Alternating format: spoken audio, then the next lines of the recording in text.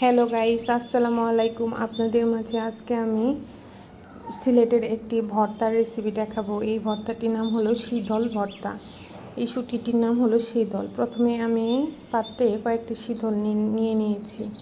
এগুলো ভালো করে ধুয়ে নিতে হবে, মাথাটা ফেলে দিতে হবে। মাথার এই দিক দিয়ে এভাবে টান দিলে পেটের মাঝে ময়লা এবং মাথা সব এসে পড়বে, এগুলো ফেলে দিতে হবে। তারপরে ভালো করে শুটকিটি ধুয়ে নিয়ে আমি একটা বাটিতে রেখে দিলাম। একটা কড়াইয়ে কিছু তেল দিয়ে এখানে তেলটা গরম করে ভালো করে শুটকিগুলো ভেজে নিতে হবে। এ পর্যায়ে আমি কড়াইয়ে শুটকিগুলো দিয়ে দিলাম। কড়াইয়ে শুটকিগুলো দিয়ে দেওয়ার পরে আমি একটা ভাজা শলা দিয়ে আমি এগুলোকে উল্টে পাল্টে নিব, যাতে শুটকিগুলো ভালো করে চারপাশে সুন্দরভাবে হয়ে যায়। তারপরে শুটকিগুলো হয়ে গেলে একটা পাটার ভিতরে আমি কিছু শুকনা মরিচ ভালো করে বেটে নিব। শুকনা মরিচগুলো কিন্তু আমি তেলে নিব না, এমনি কাঁচা শুকনা মরিচগুলোই আমি ভালো করে বেটে নিব। তারপরে কিছু রসুন কুচি এর সঙ্গে ভালো করে বেটে নিব একসঙ্গে।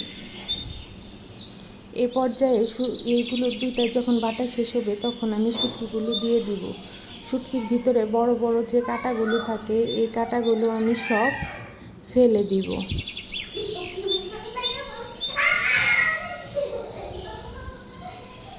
ফেলে দিয়ে আবার এই শুটকিগুলো আমি ভালো করে সুন্দর করে বেটে নিব, যাতে শুটকির ভিতরে যে কাঁটাগুলো থাকে এগুলো যখন আমি ভাতের সঙ্গে খাবো, ভাতের সঙ্গে মিক্সড করলে যাতে কাঁটাগুলো আমাদের হাতে না বেছে খাবারের টেস্টটা নষ্ট না হয়। তারপরে কয়েকটা পেঁয়াজের টুকরো দিয়ে আমি ভালো করে এটা সুন্দর করে বেটে নিব। এ পর্যায়ে পেঁয়াজগুলো দিয়ে বাটা শেষ হয়ে গেলে আমি আবার শুটকিগুলো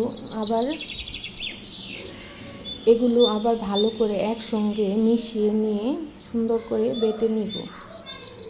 এগুলো যত আপনার বাটা সুন্দর হবে টেস্টটা তত ভালো টেস্ট আসবে।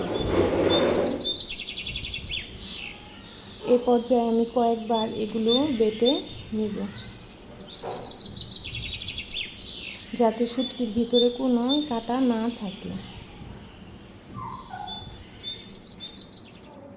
তারপরে আমি এগুলো পাটা থেকে ভালো করে একটা বাটিতে তুলে নিব। তারপরে আমি ভালো করে বাটা থেকে এগুলো সুন্দর করে একটা পাত্রে উঠিয়ে নেব। আমার ভর্তাটা হয়ে গেছে। ভর্তাটা আপনার অনেক সুন্দর গ্রাম বেরিয়েছে। আপনারা বাসায় এভাবে ভর্তা ট্রাই করে দেখতে পারেন।